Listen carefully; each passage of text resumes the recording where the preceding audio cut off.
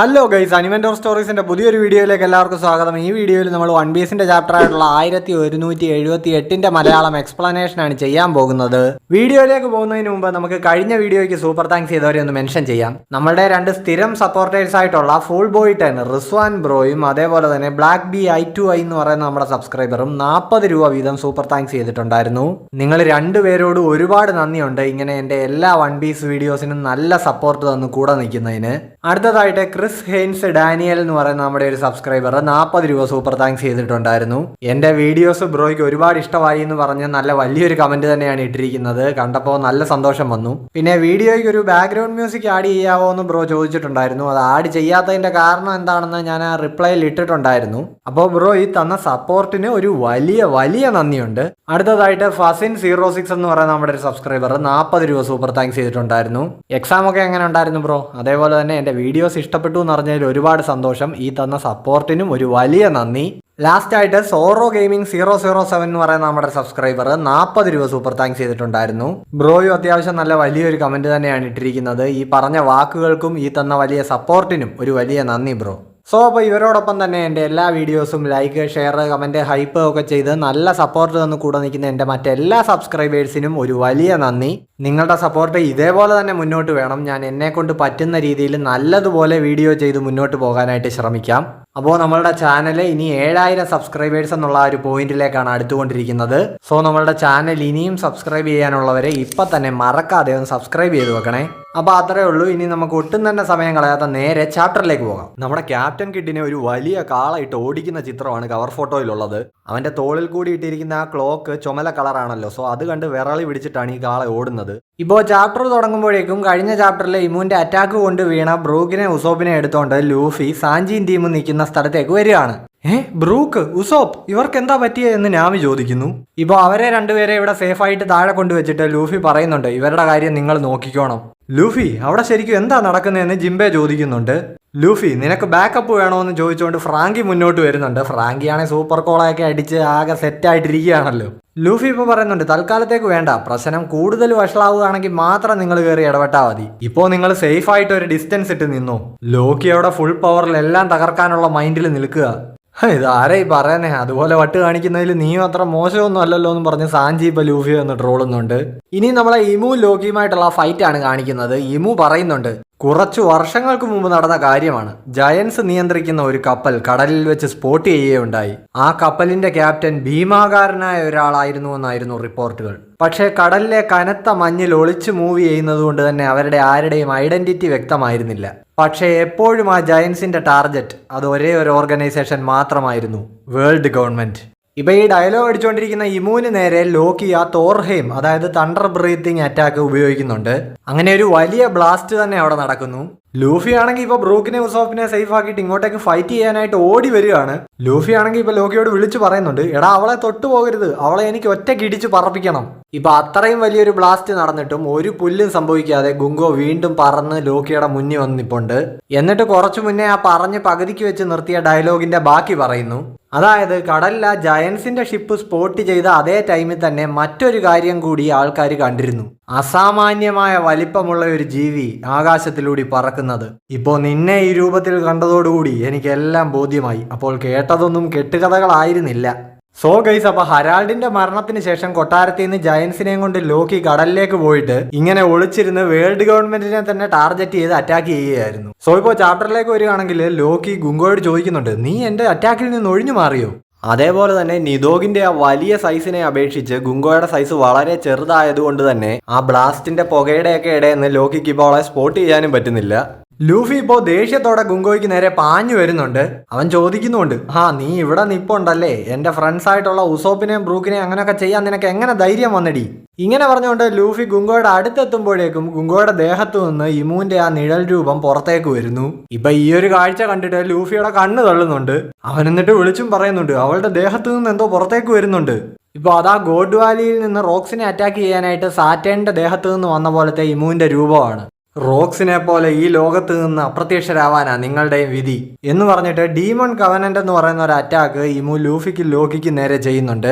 അതായത് റോക്സിനെ ചെയ്തതുപോലെ തന്നെ ആ കൂർത്ത കൈ പോലത്തെ ഭാഗം ഒന്ന് ലൂഫിയുടെ ദേഹത്തേക്കും പിന്നെ ആ നിദോഗിന്റെ തലയിലേക്കും കുത്തി ഇറക്കിയിരിക്കുകയാണ്. എന്നിട്ട് ഇമു പറയുന്നുണ്ട്, നിങ്ങളുടെ ജീവന്റെ ഒരു ഭാഗം എടുത്തിട്ട് അതിന് പകരമായിട്ട് നിങ്ങൾക്ക് ഇപ്പോഴുള്ളതിനേക്കാൾ ഇരട്ടി ശക്തി തരാൻ പോവുകയാണ്.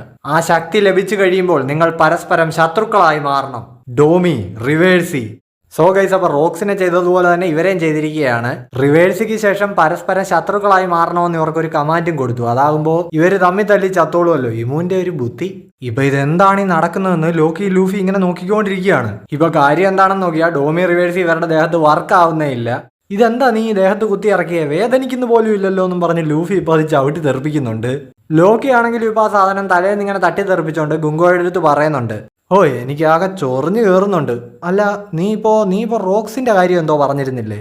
ഇപ്പോ ഇവരെ നോക്കിയിട്ട് ഇമു പറയുന്നുണ്ട്, ഓ അപ്പൊ ഞാൻ പ്രതീക്ഷിച്ചതുപോലെ തന്നെ നിങ്ങളുടെ ദേഹത്ത് ഇത് യേശില്ല, നിങ്ങൾ രണ്ടുപേരും എന്ന് ഇമു പറഞ്ഞു തീരുന്നതിന് മുന്നേ ലൂഫി ഒരു അറ്റാക്ക് ലോഞ്ച് ചെയ്യാനായിട്ട് തുടങ്ങുന്നുണ്ട്. അതേപോലെ തന്നെ ലോക്കി ആണെങ്കിലും ഈ ഡ്രാഗണിന്റെ ഫോമിൽ നിന്ന് പഴയ ഫോമിലേക്ക് മാറാൻ പോവാണ്. കാരണം ഈ ടാർജറ്റിന്റെ അതായത് ഗുങ്കോയുടെ സൈസ് വളരെ ചെറുതായതുകൊണ്ട് തന്നെ ലോക്കിക്ക് അങ്ങോട്ട് ഫൈറ്റ് ചെയ്യാനായിട്ട് പറ്റുന്നില്ല. ഇപ്പോ ലൂഫി ആണെങ്കിൽ നിമിഷ നേരം കൊണ്ട് ഗമുഗമുനോ ഡോൺ ഗാറ്റ്ലിംഗ് വെച്ചിട്ട് ഇമുവിന്റെ ദേഹം ഇടിച്ച് തുളച്ചോണ്ടിരിക്കുകയാണ്. ലോക്കി ഇപ്പോ പഴയ ഫോമിലേക്ക് മാറിയിട്ടുണ്ട്. റാഗ്നറും ട്രാൻസ്ഫോം ചെയ്ത് ആ ചുറ്റികയായിട്ടുണ്ട്. പക്ഷെ അതിന് കണ്ണും ചെവിയൊക്കെ അണ്ണാന്റെ കൂട്ട് തന്നെ ഉണ്ട്. സോ ഇപ്പൊ ലോക്കി ആണെങ്കിൽ വഴിന്ന് മാറി നിൽക്കി ലൂഫി എന്ന് പറഞ്ഞുകൊണ്ട് റാഗ്നർ വെച്ചിട്ട് ഇമുവിനെ അറ്റാക്ക് ചെയ്യാനായിട്ട് ചാടുകയാണ്. ആദ്യമായിട്ടാണെന്ന് തോന്നുന്നു ലൂഫിയുടെ പേര് ലോക്കി വിളിക്കുന്നത്. ലൂഫി ആണേലും പറയുന്നുണ്ട്, എടാ ഇങ്ങനെ ചാടിക്കയറി വരല്ലേ, ഒന്ന് വെയിറ്റ് ചെയ്യ്. ഇപ്പോൾ ലൂഫി ആകെ ഇടിച്ച് പറിച്ചു വെച്ചേക്കുന്ന ഇമുവിന് നേരെ റാഗ്നർ വെച്ചിട്ട് ലോക്കി നിഫൽഹെയിം അറ്റാക്ക് ചെയ്യുന്നുണ്ട്. അതായത് ആ ഫ്രീസ് ആകുന്ന അറ്റാക്ക്. ഇപ്പൊ ഗുങ്കോയുടെ ഇമുവിന്റെ ദേഹം ഒരു വലിയ ഐസ് കട്ടയ്ക്കുള്ളിലാവുന്നുണ്ട്. ഇപ്പൊ ഈ പരിപാടി ലൂഫിക്ക് തീരെ ഇഷ്ടപ്പെട്ടിട്ടില്ല. അവൻ ലോക്കിയോട് പറയുന്നുണ്ട്, ഇത്ര പെട്ടെന്ന് ഈ ഫൈറ്റ് തീർക്കണ്ടായിരുന്നു, എനിക്ക് അവളെ പഞ്ച് ചെയ്ത് മതിയായില്ല. എന്നിട്ടിപ്പോ എക്സോസ്റ്റഡ് ആയിട്ട് ലൂഫി ആ വയസ്സായ ഫോമിലേക്ക് മാറി അവിടെ മറിഞ്ഞ് താഴെ വീഴുന്നുണ്ട്. ഐസ് കട്ടയ്ക്കുള്ളിൽ ഫ്രീസ് ആയി കിടക്കുന്ന ഇമുനെ നോക്കിയിട്ട് ലോക്കി പറയുന്നുണ്ട്, നീ ആരാണെന്നൊന്നും എനിക്കറിയില്ല, പക്ഷെ നിന്നെ എളുപ്പത്തിൽ തോൽപ്പിക്കാനുള്ള വഴി ഇതാണ്. ഞാനിപ്പോ ഈ ജയന്റ് ഡ്രാഗൺ ഫോമിൽ നിൽക്കാൻ തുടങ്ങിയിട്ട് നേരം കുറച്ചായി. ഇപ്പൊ ഇത് പറയുമ്പോൾ ലോക്കി ഇങ്ങനെ കിതയ്ക്കുന്നുണ്ട്. പുള്ളിയുടെ ശരീരം ആകെ ശോഷിച്ചേക്കുന്നത് കാണാം. അത് ഈ ലൂഫിയുടെ ഗിയർ 5 വരുന്നത് പോലെ ഈ നിദോഗ് ഫോമിന്റെ സൈഡ് എഫക്റ്റ് ആയിരിക്കാം. ഇപ്പോൾ എൽബാഫിലെ ഫിഷർമാൻ വില്ലേജിലെ ജയൻസ് എല്ലാം കൂടെ അവിടുത്തെ തീ കെടുത്താനായിട്ട് ശ്രമിച്ചുകൊണ്ടിരിക്കുകയാണ്. ഒരു ജയന്റ് ആണെങ്കിൽ പറയുന്നുണ്ട്, ആ നായിന്റെ മോൻ ലോക്കി അവൻ വന്ന് മോൺസ്റ്റേഴ്സിനെയൊക്കെ തോപ്പിച്ചു, പക്ഷെ ഒരു 10 ഇരട്ടി മോൺസ്റ്റേഴ്സ് ഉണ്ടാക്കുന്ന നാശം അവൻ ഇവിടെ ഉണ്ടാക്കിയിട്ടുണ്ട്. ഇപ്പോൾ ഹണ്ടർ വില്ലേജ് കാണിക്കുന്നുണ്ട്. അവിടെയും ജയൻസ് എല്ലാം ക്ലിയർ ആക്കിക്കൊണ്ടിരിക്കുകയാണ്. ഒരു ജയന്റ് ഇപ്പോൾ പറയുന്നുണ്ട്, ലോക്കി അല്ല നമ്മളുടെ കിങ് ഹെറാൾഡിനെ കൊന്നതെന്നല്ലേ ജാറുത്സവം പറഞ്ഞത്. മറ്റൊരു ജയന്റ് പറയുന്നു, അക്കാര്യത്തിൽ അവനെ സംശയിച്ചതിൽ എനിക്ക് നല്ല വിഷമമുണ്ട് ഇപ്പോൾ. പക്ഷെ എന്തൊക്കെ പറഞ്ഞാലും ശത്രുക്കളെ തീർക്കാനെന്നും പറഞ്ഞ് അവൻ ഈ എൽബാഫിൽ കാണിച്ചു വെച്ചേക്കുന്ന പരിപാടി നോക്ക്. മൊത്തം നശിപ്പിക്കുന്ന ആ ലോക്കിയുടെ സ്വഭാവത്തിന് ഇപ്പോഴും ഒരു മാറ്റവും ഇല്ല. നാമി ആണെങ്കിൽ ഇപ്പോൾ സിയൂസിനെ വെച്ചിട്ട് എൽബാഫിൽ നല്ല കിടില മഴ പെയ്യിപ്പിച്ച് തീ അണച്ചോണ്ടിരിക്കുകയാണ്. സീ ക്ലൗഡ് ഷോൾഡർ ത്രോ എന്ന് പറഞ്ഞുകൊണ്ട് ഇപ്പോൾ വെള്ളം ഇങ്ങനെ ചീറ്റിച്ചുകൊണ്ട് ജിംബയും തീ അണയ്ക്കുന്നുണ്ട്. ലിലിത്ത് ആണെങ്കിൽ ആ ODC വെച്ചിട്ട് ട്രൈ ചെയ്തുകൊണ്ടിരിക്കുകയാണ് തീ എടുത്താനായിട്ട്. ഇനി നമ്മളെ വെസ്റ്റേൺ വില്ലേജ് ആണ് കാണിക്കുന്നത്. അവിടെ ജയൻസിന്റെ വലിയ അലർച്ചയൊക്കെ കേൾക്കാം. ബ്രോഗി ആണെങ്കിൽ ചോദിക്കുന്നുണ്ട്, ഇവിടുത്തെ പരിപാടി കഴിഞ്ഞോടെ? ഹാജുറുദ്ദീൻ ആണെങ്കിലും പറയുന്നുണ്ട്, നമ്മൾ ഈ വെട്ടിയിട്ട ജയൻസ് ഒക്കെ പഴയ ഫോമിലേക്ക് തിരിച്ചു വരികയാണെങ്കിൽ സക്സസ്. ഡോറി ഇപ്പോൾ പറയുന്നുണ്ട്, ഇവന്മാര് റീജനറേറ്റ് ആയി വരികയാണെങ്കിൽ നമുക്ക് പിന്നെയും പണി. ഇപ്പോൾ ഒരു ജയന്റ് നോർമൽ ഫോമിലായത് കാണാം. പുള്ളി ചീഫായിട്ടുള്ള ഡോറിയോടും ബ്രോഗിയോടും ഒക്കെ സോറി പറയുന്നുണ്ട്. ഡോറി ആണെങ്കിൽ ഇപ്പോൾ പറയുന്നുണ്ട്, നീ സോറി പറയേണ്ട ആവശ്യമൊന്നുമില്ല, ഞങ്ങളെ കൊണ്ടുപോലും ഈ കഴ്സ് റെസിസ്റ്റ് ചെയ്യാൻ പറ്റിയിരുന്നില്ലല്ലോ. 2-3 ഡോമി റിവേഴ്സി ജയൻസ് ഇപ്പോഴും ശേഷിക്കുന്നുണ്ട്. നിനക്കൊക്കെ എന്ത് ധൈര്യം ഉണ്ടായിട്ടാണ് ഞങ്ങളെ അറ്റാക്ക് ചെയ്തതെന്ന് ചോദിച്ച അവന്മാര് ഇവരുടെ നേർക്ക് വീണ്ടും വരുന്നുണ്ട്. ഇപ്പോൾ ഇനി 2-3 പേര് കൂടി ബാക്കിയുണ്ടല്ലോ എന്ന് ജാർലു പറയുന്നു. ഈ സമയം ഇങ്ങോട്ടേക്കാരും ഓടി വരുന്നുണ്ട്. ആ കാല് കണ്ടാൽ അറിയാം അത് ചോപ്പറാണ്.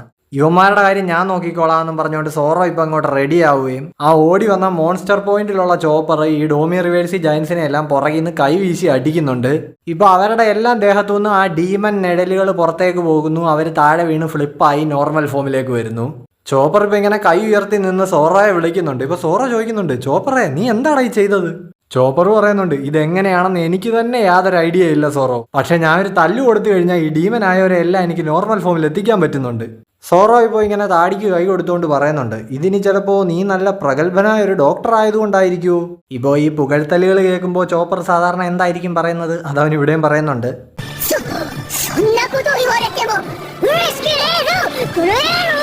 ബ്രോഗിയാണെങ്കിൽ ഇപ്പോൾ പറയുന്നുണ്ട്, സോറോ പറഞ്ഞതുപോലെ തന്നെ കാര്യം അതാകാനേ വഴിയുള്ളൂ, എന്തായാലും ഒരു കിടിലൻ കഴിവ് തന്നെ എന്ന് പറഞ്ഞുകൊണ്ട് പുള്ളി ഒന്ന് ചിരിക്കുന്നുണ്ട്. ഹാജറുദ്ദീൻ ഇപ്പോൾ പറയുന്നുണ്ട്, അങ്ങനെ ഇവിടുത്തെ പരിപാടിയെല്ലാം കഴിഞ്ഞു, പക്ഷേ ബാക്കിയുള്ളവരുടെ അവസ്ഥയൊക്കെ എങ്ങനെയാ? ഇപ്പോൾ എൽബാഫിലെ ഓരോ വില്ലേജിൽ നിന്നും ജയൻസ് ഇങ്ങനെ റിപ്പോർട്ട് ചെയ്യുന്നുണ്ട്. ക്രാഫ്റ്റ്സ്മാൻ വില്ലേജിൽ ഇപ്പോൾ ശത്രുക്കളൊന്നുമില്ല, ഇവിടുത്തെ തീ അണച്ചാൽ മാത്രം മതി. ആൽക്കഹോൾ വില്ലേജിലും ശത്രുക്കളൊന്നുമില്ല, തീപിടുത്തം മാത്രമേ ഉള്ളൂ. സോ ഇനി തീ അണയ്ക്കുന്ന പണി മാത്രമേ ഉള്ളൂ എന്ന് ജയൻസ് വിളിച്ചു പറയുന്നുണ്ട്. പിന്നെ ഇവിടെ വന്നിരിക്കുന്ന 3 ഡീമൻസിന്റെ, അതായത് ഗോഡ് നൈറ്റ്സിന്റെ ഇപ്പോഴത്തെ ലൊക്കേഷനും സ്റ്റാറ്റസും എന്താണെന്ന് ചെക്ക് ചെയ്യണമെന്നും ജയൻസ് പറയുന്നുണ്ട്. ഇനി നമ്മളെ കാണിക്കുന്നത് ഔൾ ലൈബ്രറിയാണ്. റോബിനും സോളും ഇപ്പോൾ അങ്ങോട്ടേക്ക് എത്തിയിട്ടുണ്ട്. അവരിപ്പോൾ എന്തോ കണ്ടിട്ട് ഞെട്ടുന്നുണ്ട്. സോളാണെങ്കിലും ചോദിക്കുന്നുണ്ട്, എന്താണ് നമ്മൾ ഈ കാണുന്നത്, ഇതിന്റെയൊക്കെ അർത്ഥം എന്താ? സംഭവം എന്താണെന്ന് നോക്കിക്കഴിഞ്ഞാൽ ലൈബ്രറിക്കുള്ളിലെ തീയൊക്കെ കെട്ടു, പക്ഷെ അതിനുള്ളിലിരുന്ന ബുക്കുകളും ഒന്നും കാണാനില്ല. അവിടുത്തെ ലൈബ്രറിയനായിട്ടുള്ള ബിബിളോ എന്ന് പറഞ്ഞാൽ മൂങ്ങയും കാണാനില്ല. സോൾ ഇപ്പോൾ പറയുന്നുണ്ട്, ഇതിനകത്ത് തീ പിടിച്ചിരുന്നു എന്നുള്ള കാര്യം ഉറപ്പാണ്, പക്ഷേ കത്തിക്കരിഞ്ഞ ബുക്കുകളുടെ ഒരു അവശിഷ്ടം പോലും ഇതിനകത്ത് കാണാനില്ല. ഷെൽഫ് എല്ലാം കാലിയാണ്, ബിബിളോയും കാണാനില്ല. നടന്നത് എന്താണെന്ന് നമ്മൾ പോസിറ്റീവായിട്ട് ഊഹിച്ചു കഴിഞ്ഞാൽ ബിബിളോ ബുക്കുകളുമായിട്ട് എങ്ങോട്ടെങ്കിലും സേഫായിട്ട് മാറിക്കാണുമെന്നാണോ സോള് പറഞ്ഞു വരുന്നത്? കാര്യങ്ങൾ അങ്ങനെയാണെങ്കിൽ എനിക്ക് ആശ്വാസം തന്നെയാണ്. പക്ഷേ ബിബിളോ എങ്ങോട്ടേക്കായിരിക്കും പോയിട്ടുണ്ടാവുക? ഇപ്പോൾ നമ്മളെ സാഞ്ചിയും ഫ്രാങ്കിയും കൂടി ഇങ്ങനെ സംസാരിക്കുന്ന സീൻ കാണിക്കുന്നുണ്ട്. സാഞ്ചി പറയുന്നുണ്ട്, കൗണ്ടർ അറ്റാക്ക് തുടങ്ങിയത് മാത്രം ഓർമ്മയുണ്ട്, എല്ലാം അവസാനിച്ചത് വളരെ പെട്ടെന്നായിരുന്നു. ഫ്രാങ്കി ആണേലും പറയുന്നുണ്ട്, ഇതിപ്പോൾ ഒരു വലിയ ഓർഗനൈസേഷനുമായിട്ടുള്ള ഒരു വമ്പൻ യുദ്ധമൊന്നും ആയിരുന്നില്ലല്ലോ. ഈ വന്നത് ഹോളി ലാൻഡിലെ വലിയ നൈറ്റ്സ് ആണെന്ന് പറഞ്ഞാലും അതിലെ 3 പേരല്ലേ വന്നുള്ളൂ. പക്ഷേ എന്നാലും കുറഞ്ഞ സമയം കൊണ്ട് ഈ എൽബാഫ് പോലെ വലിയൊരു രാജ്യത്ത് പറ്റാവുന്നത്രയും നാശനഷ്ടങ്ങൾ അവരുണ്ടാക്കി. കില്ലിംഗ്ഹാമിന്റെ തല ഇപ്പോൾ ഫ്രാങ്കിയാണ് കൈ പിടിച്ചിരിക്കുന്നത്.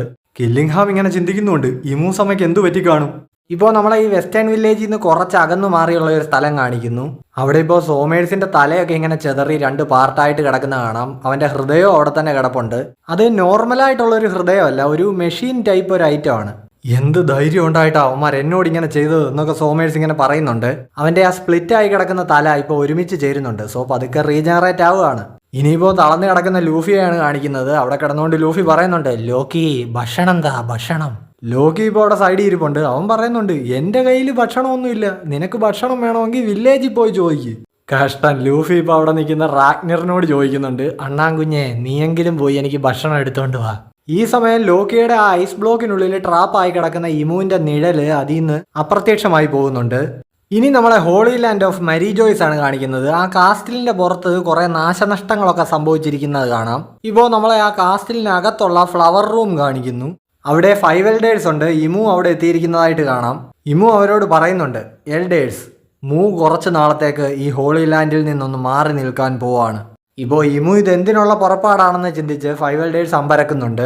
ഇപ്പോൾ ഇമുവിന്റെ ഡെസ്റ്റിനേഷൻ അത് അങ്ങോട്ടേക്കായിരിക്കുമോ എന്നൊരു ചോദ്യത്തിൽ ഒരു എഡിറ്റേഴ്സ് നോട്ടിൽ നമ്മളുടെ ഈ ചാപ്റ്റർ അവസാനിക്കുകയാണ്. നല്ലൊരു ചാപ്റ്റർ തന്നെയായിരുന്നു. എൽബാഫ് ആർക്ക് ഏകദേശം അവസാനിക്കാറായിട്ടുണ്ട്. അതേപോലെ തന്നെ അടുത്ത ആഴ്ച ബ്രേക്കും ഇല്ല. നിങ്ങൾക്ക് എല്ലാവർക്കും എൻ്റെ എക്സ്പ്ലനേഷൻ ഇഷ്ടപ്പെട്ടു എന്ന് കരുതുന്നു. ഇഷ്ടപ്പെട്ടു കഴിഞ്ഞാൽ ഉറപ്പായിട്ടും ലൈക്ക്, ഷെയർ, കമൻറ്റ്, ഹൈപ്പൊക്കെ ചെയ്യാൻ മറക്കണ്ട. ചാനൽ സബ്സ്ക്രൈബ് ചെയ്തിട്ടില്ലാത്തവർ അതും ചെയ്യാൻ മറക്കണ്ട. സോ അപ്പം നെക്സ്റ്റ് ചാപ്റ്ററുമായിട്ട് നെക്സ്റ്റ് വീക്ക് കാണുന്നവരേക്കും ബൈ ബൈ.